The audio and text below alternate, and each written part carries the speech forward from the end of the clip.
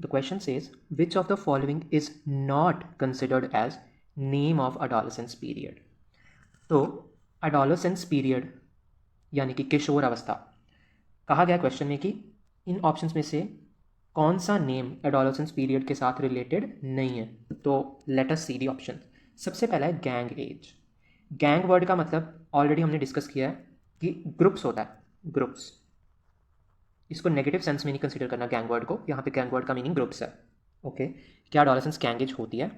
Then problematic age. क्या adolescence problematic age होती है? क्या एडोलेसेंस चाइल्डहुड से एडल्टहुड का ट्रांजिशन होती है?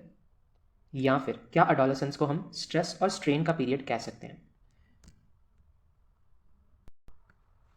ओके, तो सबसे पहली बात ये तो सबको पता होना ही चाहिए कि एडोलेसेंस को period of stress and strain बोला जाता है. और ये चीज़ हमें किसने कही थी?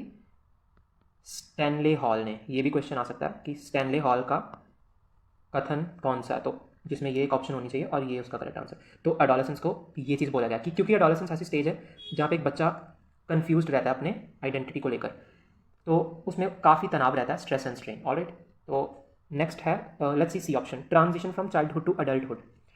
ऑफ कोर्स यही एक ऐसी स्टेज है जब एक बच्चा अपने बचपन से निकलकर एडल्टहुड में एंटर कर रहा होता है. तो यस, ये भी करेक्ट है.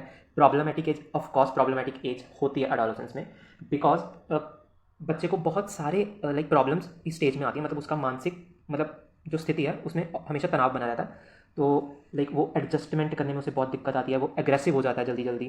तो यस, ये भी करेक्ट है, ये भी करेक्ट है, ये भी करेक्ट है. करेक्ट इन द सेंस कि ये सब एडोलेसेंस पीरियड के नेम्स हैं.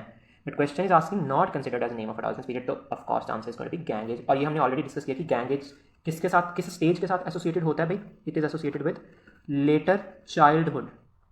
All right, this you should also remember. Okay, thank you.